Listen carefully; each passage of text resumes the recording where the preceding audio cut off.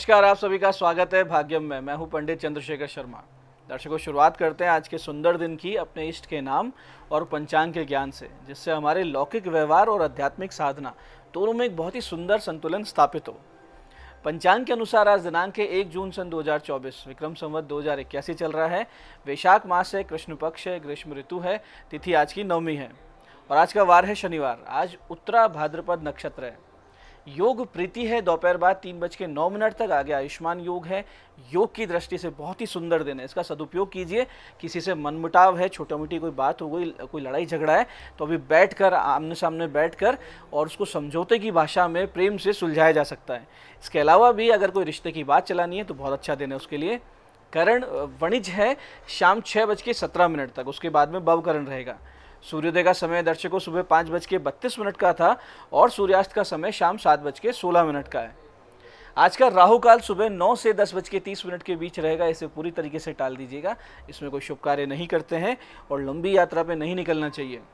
अभिजीत मुहूर्त आज दिन में 11:57 से दोपहर 12:52 के बीच है।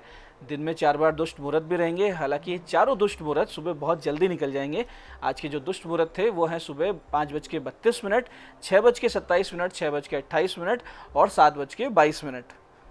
आज का दिशाशूल दर्शकों पूर्व दिशा में है, तो पहली कोशिश तो यही कि पूर्व दिशा की यात्रा को आप टाल दें, लेकिन अनिवार्य रूप से जाना है, आज ही जाना है, टाल नहीं सकते, तो इसका एक छोटा सा परिहार कर लीजिए। परिहार इस प्रकार होगा कि पूर्व की ओर मुख कीजिए, थोड़ा सा अदरक या उड़द के दाने खाकर पहले 5 कदम पीछे चलिए और पूरी प्रक्रिया में अपने अंतर्मन में, अपने हृदय में भगवान का ध्यान करें, अपने अपने इष्ट का ध्यान करें और माने कि वो आपके साथ हैं। ऐसा करेंगे यात्रा अच्छी रहेगी, कार्य सिद्ध होगा, दिशाशूल परेशान नहीं करेगा। आज का शुभ समय दर्शकों, यानी आज के दिन का सदुपयोग करने का जो समय है वो है सुबह 8 बजे से 8:55 तक, फिर दोपहर 12:30 से शाम 5:30 तक। दोनों कालखंड को अच्छे से समझ के इसका पूरा सदुपयोग कीजिएगा। आज की चंद्र राशि दर्शकों मीन है, यानी चंद्रमा बृहस्पति की राशि मीन से गोचर कर रहे हैं, जिससे आज का दिन सभी 12 राशियों के लिए कुछ इस प्रकार रहने वाला है। सबसे पहले बात करते हैं मेष राशि की। तो मेष राशि वाले शत्रु बाधा से मुक्ति पाएंगे, लेकिन खर्चे बढ़ने की संभावना है। वहीं वृष राशि वालों को बुद्धि से आगे बढ़ने के मिलेंगे अवसर और मिथुन राशि वाले पाएंगे आज शांत मन और काम में डेडिकेशन। कर्क राशि वालों को लिखने पढ़ने की विशेष रुचि रहेगी, आगे से आगे आपके काम बनते रहेंगे। इसी प्रकार से सिंह राशि वाले धन लाभ करेंगे, लेकिन स्वास्थ्य हो सकता है खराब। और कन्या राशि वाले आज भ्रमित रहेंगे, लेकिन जीवन साथी का साथ बनेगा आपका मजबूत सहयोग। तुला राशि वाले आय के साधनों को बढ़ाने में विशेष ध्यान देंगे। वहीं वृश्चिक राशि वालों की कोई मनोकामना हो सकती है पूरी। धनु राशि वाले करियर में पाएंगे आगे बढ़ने के अवसर। वहीं मकर राशि वाले भाग्य के साथ साथ मित्र बंधुओं का सहयोग भी प्राप्त करेंगे। और कुंभ राशि वाले वाणी से पहचान बनाएंगे अपनी, लेकिन वाहन जो है वो आप आज सावधानी से चलाएं। और मीन राशि वालों में आत्मविश्वास का संचार होगा, मिलेंगे कोई अपने आत्मीय जन जिनसे होगी आपको प्रसन्नता। अब करते हैं आज के दिन की ज्ञान चर्चा, जो हमें आचरण में पवित्रता लाकर अपने चरित्र को शुद्ध करने की प्रेरणा देती है। फिर आगे समझेंगे उन विशिष्ट उपायों को जो आपको समस्याओं से बहुत आराम से बाहर लाते हैं, जीवन में सफल भी बनाते हैं और सुख शांति की स्थापना आपके घर में, आपके परिवार में कर देते हैं। अंत में करेंगे आज के दिन की ज्योतिष मंत्रणा और समाधान। दर्शकों, आज की ज्ञान चर्चा में हम ऐसे श्लोक को समझेंगे जो हमारे जीवन को परिवर्तित करने की क्षमता रखता है, यदि हम उसका पालना करें, यानी उसके ऊपर पूरी तरीके से अप्लाई करें अपने लाइफ में, अपने कैरेक्टर में, अपने व्यक्तित्व में। देखिए, श्रीमद् भगवद गीता में परमात्मा श्री कृष्ण ने अद्भुत ज्ञान के उपदेश दिए हैं, जिसमें से एक श्लोक इस प्रकार है, ध्यान से समझिएगा कि योगस्ते कुरु कर्माणि संगम त्यक्त्वा धनंजय सिद्धया सिद्धयो समो भूत्वा समत्वम योग उच्यते। बहुत सुंदर श्लोक है और इसका बहुत ही सुंदर अर्थ है। इसका सीधा अर्थ ये है कि हे धनंजय, यानी हे अर्जुन, भगवान कहते हैं अर्जुन को कि तू आसक्ति का त्याग करके सिद्धि असिद्धि में सम रहते हुए योग में स्थित हुआ कर्मों को कर, क्योंकि समत्व ही योग कहा गया है। अब इसका भावार्थ और गूढ़ार्थ भी समझिए और अपने जीवन में इसका क्या उपयोग है वो समझिए। योगस्ते कुरु कर्माणि, अब योग का अर्थ क्या होता है? जुड़ना। जैसे 2 और 2 का योग कितना है? 4, तो कर्म से जुड़ जाना योग है। अपने कर्म में डूब जाना, पास्ट फ्यूचर का ना सोचते हुए सिद्धि असिद्धि, सफलता असफलता, इन विषयों में किंचित मात्र भी चिंतन ना करते हुए जब आप तन मन धन से लगातार कोई भी काम करेंगे, चाहे वो पढ़ाई हो, जॉब हो, व्यापार हो, घर का काम हो, यहाँ तक कि छोटे छोटे काम जैसे दांत ब्रश करना, गाड़ी साफ करना, बर्तन मांजने जैसा, कपड़े व्यवस्थित करना, ऐसे में आपका हर एक कार्य योग में परिवर्तित हो जाएगा, क्योंकि आपका ध्यान वहाँ लगा हुआ है। लाभ हानि, सिद्धि असिद्धि में ना उलझते हुए आप कर्मयोगी हो जाएंगे, जो कि सफल और शांत जीवन का एकमात्र उपाय है।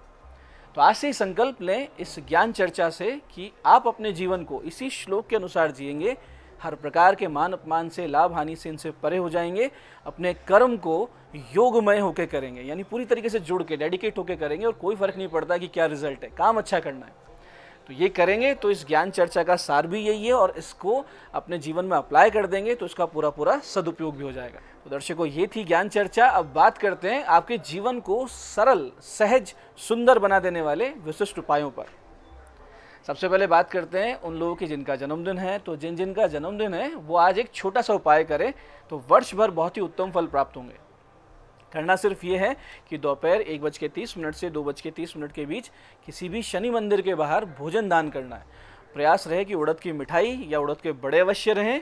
उसके बाद 2:30 से 3:30 के बीच भगवान शिव जी के मंदिर जाएं, केसर का इत्र वहाँ अर्पित करें, गौ माता को हल्दी, चने की दाल खिलाएं।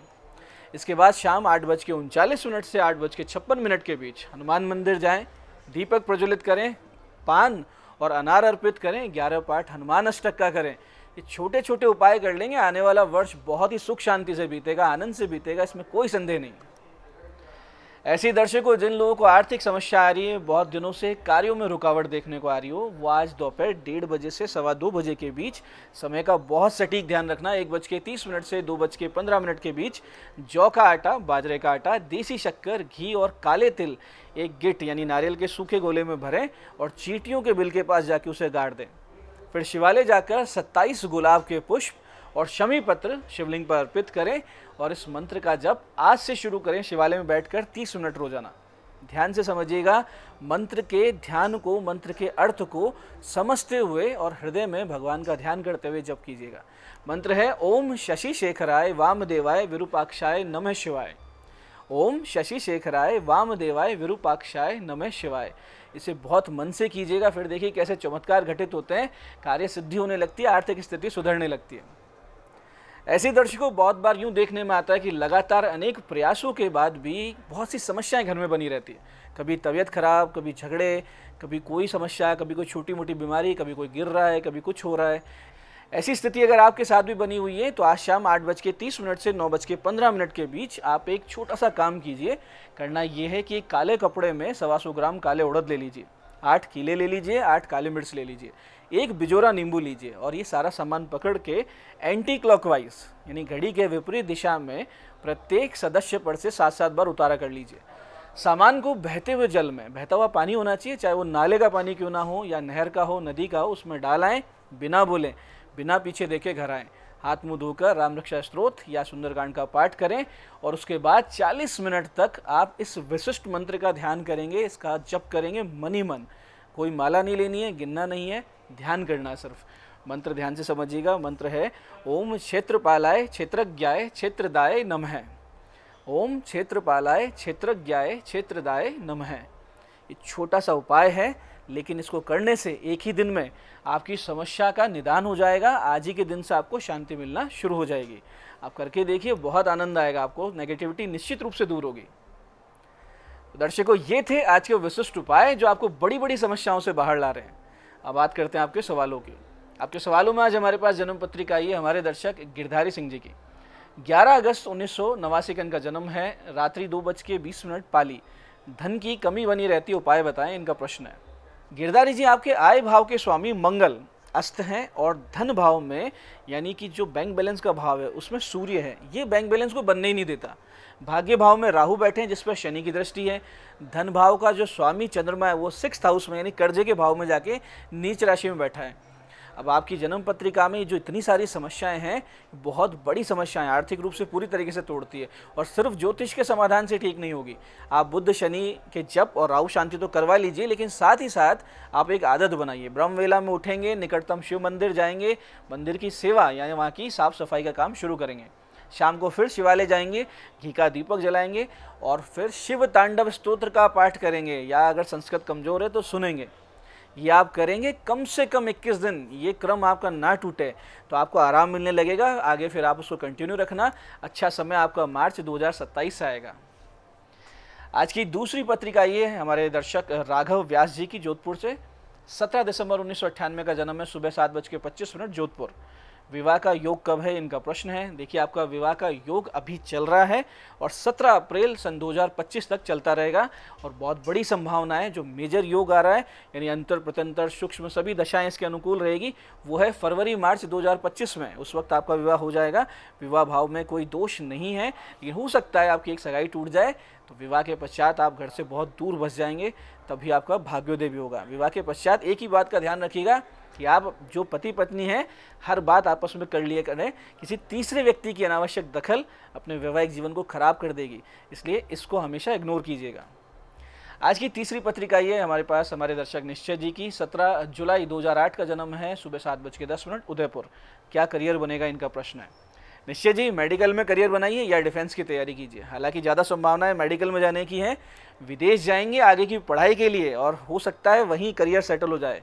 गुरु चंद्र के जप, गले में मोती कर लें अगर आप, तो बहुत ही जल्दी आपका भाग्य जाग जाएगा। मैं पंडित चंद्रशेखर शर्मा ये आशा करता हूं कि आप जो आज हमने उपाय बताए उनको बहुत ही अच्छे से, सही विधि, सही समय और अटूट श्रद्धा से करेंगे, पूरा लाभ उठाएंगे।